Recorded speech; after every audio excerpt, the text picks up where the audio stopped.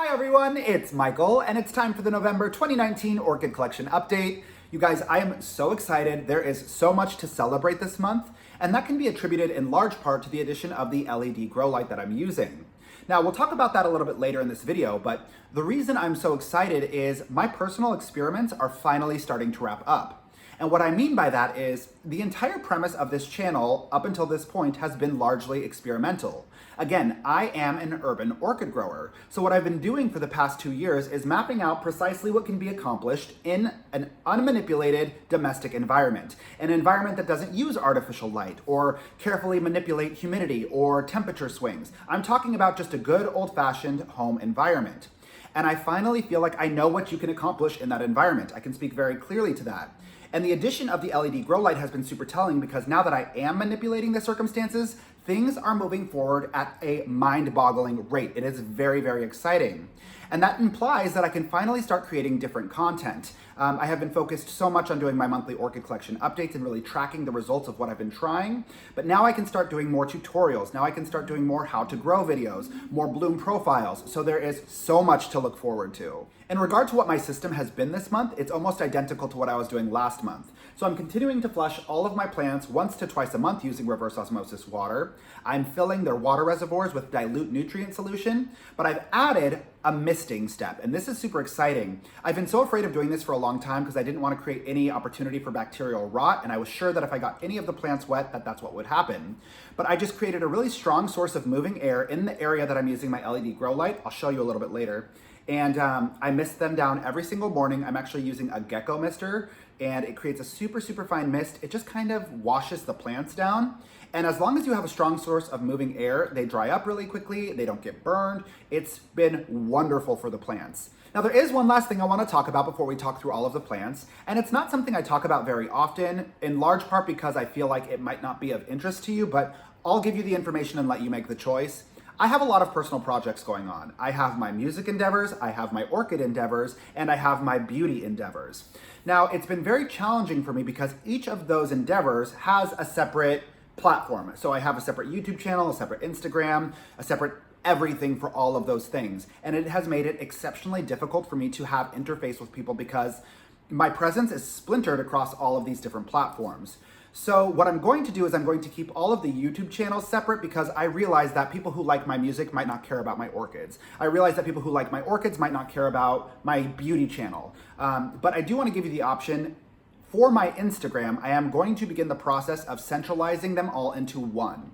So I'm going to put that Instagram handle below. It's at The Bearded Beauty Bible. If you have any interest in keeping up with me, that's where I'm posting regularly. It's almost every day. I'm a much more regular presence and I'm much more responsive on that platform. Again, it's just been super challenging to try to meet everyone on all of these different tools. It just splinters my ability to really see everything. So I'm going to centralize, at least on Instagram, to just The Bearded Beauty Bible. So go ahead and follow me on that account if you're interested. Now, I don't think that I'm prepared to share my music channel with everyone quite yet, but if you have any interest in keeping up with my beauty channel, the whole premise is clean, green, non-toxic beauty. I teach you how to read ingredient lists. I teach you how to read for things that are suspicious in personal care products and really be an informed consumer as it pertains to the wildly unregulated market that is the US beauty market. So if you have any interest in that, go ahead and check out youtube.com/thebeardedbeautybible, and I think that's pretty much it.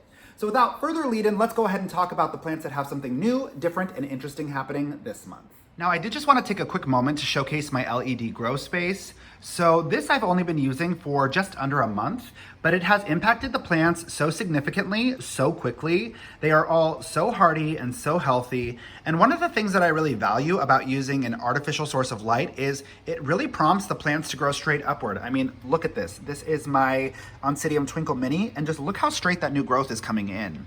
Now, I know I shouldn't be so neurotic about plants growing straight because they're organic matter and they're gonna grow how they want to grow, but just in terms of limited space, it's nice to have a plant that grows straight upward.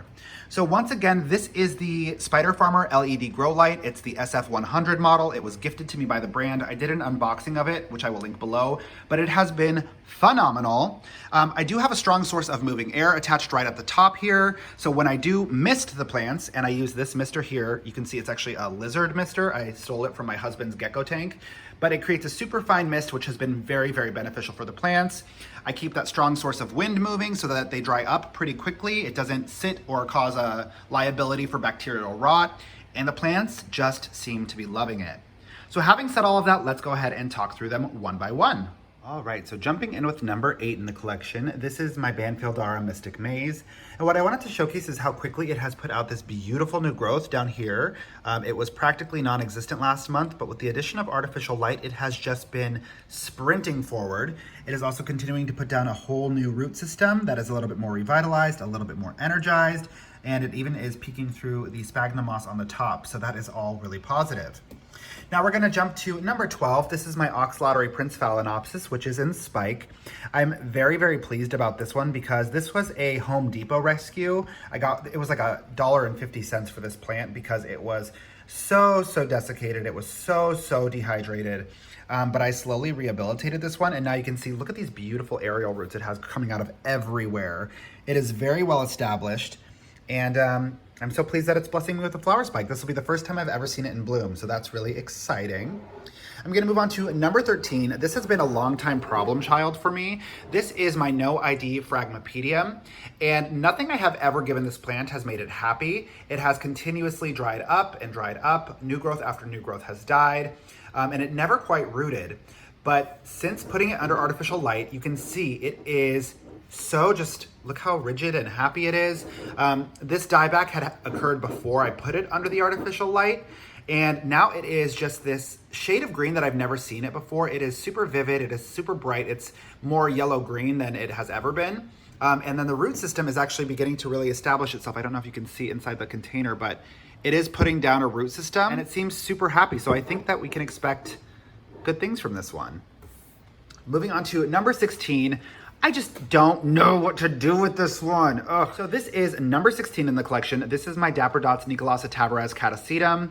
Now, I believe it was Michael McCarthy who cautioned me because I said that I was going to force this into dormancy. And he very kindly reminded me that if you force a plant into dormancy when it's not ready, specifically Catasetums, it will suck energy out of the old pseudobulbs to support their new growth.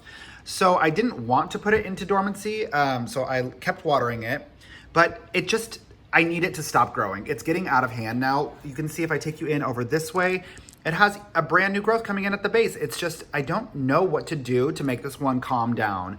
I think it just really needs to be divided. It has too much energy for its own good. And I've had this plant for almost 3 years now. I have never seen it behave this way. So I just think it has matured to a point where it has excessive energy, and I don't know, maybe it's just one of those plants that needs just like a week-long dormancy. I've heard of that before. But I don't know what to do with this. It is giving me very mixed signals about what it wants. So keep you posted on this one. Now we're gonna jump to number 18 in the collection. This is my longtime source of frustration, my Zygopetalum. And look at this. Under the artificial light, and bear in mind, this has never happened for me before. I have never successfully grown a fully mature pseudobulb on this plant.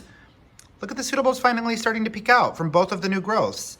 It is so insane that these are maturing and developing because I truly put these under the artificial light in the hopes of kind of killing it. I mean, it has just been struggling for so long that I felt certain that under such strong light that it would really struggle and probably die. It has immediately taken that light and run with it. This is doing amazingly. I do have this potted slightly differently than I have my other plants. I have it almost 3/4 of the way filled with sphagnum moss and just a tiny layer of leca at the bottom. And you can see the plant is putting down tons and tons and tons of new roots. It really, really likes this grow setup.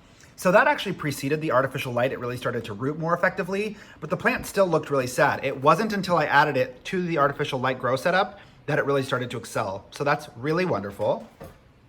Now let's jump to number 25 in the collection. This is my Epidendrum Green Hornet. This one was in bloom last month. It is putting down a flush of brand new roots, which is so lovely. But what I'm most interested in is something that I've heard about and read about, but never experienced personally. I know that the Epidendrum can be a sequential bloomer. So when the last bloom dropped, I noticed that the flower spike didn't dry up. And not only did the flower spike not dry up, if I take you in super close to the tip, do you see that? It is starting to mature a new little bloom. I've never seen it do this before. It is so peculiar, but I really hope that it continues to develop and bloom again. I've never seen it bloom off of the same spike before, so that would be a real treat. Now we're gonna move on to number 26 in the collection. Similar story to the Zygopetalum. I put this one in there in the artificial light grow setup with the intention of kind of accelerating its death because this one has just been struggling for so long. But oddly enough, look at this new growth it has coming in. And it had that new growth before I put it in the setup, but you can see the edges, it was rotting, it wasn't doing well. But now that growth is really starting to gain some momentum. It's so strange because, I mean, look, pseudobulb after pseudobulb after pseudobulb has died on this one. I thought for sure it was a goner. And the fact that it's lasted as long as it has under this more intense light is a really, really great indicator of how desperately it needed more light. So I'm curious to see how this continues to develop or not, but I will keep you posted. Moving on to number 42 in the collection. This was the miracle comeback story. I declared this one dead before it came back. But this is my Spathoglottis plicata, and it is just doing so phenomenally well. It is drinking up its water reservoir. It is loving the addition of the artificial light. Now you do see that some of these lower leaves are dying off. I find that that is really normal with this plant. It tends to keep 2 or 3 large leaves as an adult. It has many more when it first comes in, and then they drop as it gets older. And also I do think that the addition of artificial light helped accelerate the loss of the lower leaves, but it's nothing to be panicked about. And then down here, I thought it was a flower spike, but now it looks like a new growth. It is putting down this peculiar little nugget, so I'm curious to see what happens with that. But you can see the new growths have all started to inflate into pseudobulbs, which is really, really positive, really exciting. Now moving on to number 43 in the collection. This is my Encyclia tampensis. This is one of the few remaining plants from my orchid flask experiment. And this one is actually also doing phenomenally well. Putting it under the artificial grow light has prompted it to put out a whole flush of new roots. It seems to be doing really, really well. The other thing that I've noticed is it's starting to develop this kind of reddish tone to a few of its leaves. And that's happening with a few of the plants that I've put under the grow light. It's a good indicator that the light is a little too intense. It's a fine line, but that transition to this reddish color can help to promote new growth, or it can be too much. So I'm just keeping a close eye on it. But at this time, when I look at the root system, it does seem to be a very positive indicator. Now we're gonna move on to number 46 in the collection. This is my Oncidium Twinkle Mini, white pink. And just look at how well it's doing. Under the artificial grow lights, it has thrown out a significant root system. It is getting very well established in its container. And you can see, look at the 2 new growths. It is coming in so beautifully. It is so happy and healthy. And again, I've said this at the beginning of the video, but I really appreciate how the artificial light, having such a strong directional growth pattern, has encouraged these new growths to come in upright. You can see the last growth grew in this way because that's where I had it tilted against the window, so it grows towards the light. But this is really making the plants a bit more shapely, in my opinion. So now we're gonna jump to number 53 in the collection. This is my Dendrobium hibiki. And similar to the Encyclia tampensis, this one is also experiencing that reddening of some of the leaves, which is totally fine. A few of the leaves have actually already dropped that this happened to. But in exchange, it has put out this beautiful new growth. And it also has this new growth coming in right at the base, which is so lovely, so unexpected. And just look at this root. Look at all of these roots. The root system is really becoming exceptionally well established. It seems unstoppable. And that's really remarkable when you put it in context, because this plant is a keiki that was growing on a mother plant that really struggled to hydrate itself. So this one is also doing phenomenally well underneath the LED grow lights. It is really promoting intense root growth. It is promoting new vegetative growth, and hopefully it's going to encourage blooms soon. So we'll just keep our eyes on this.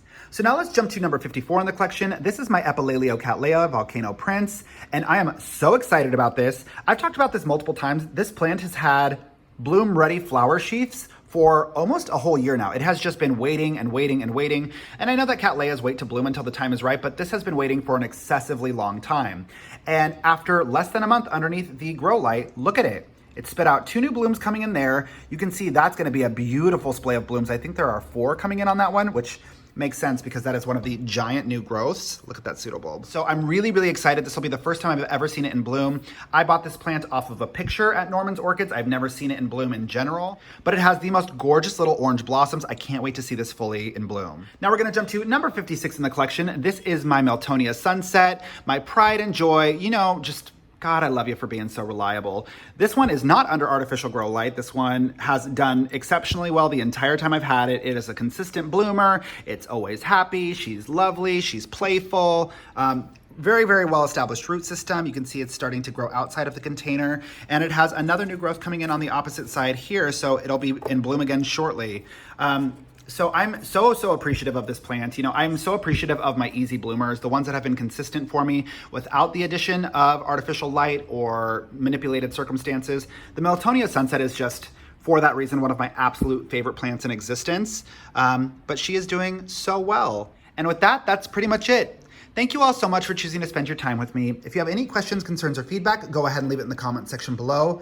Please be sure to support one another in the comment section because I am so seldom available to do so. Don't forget to click subscribe and have a beautiful rest of your day. Bye, guys.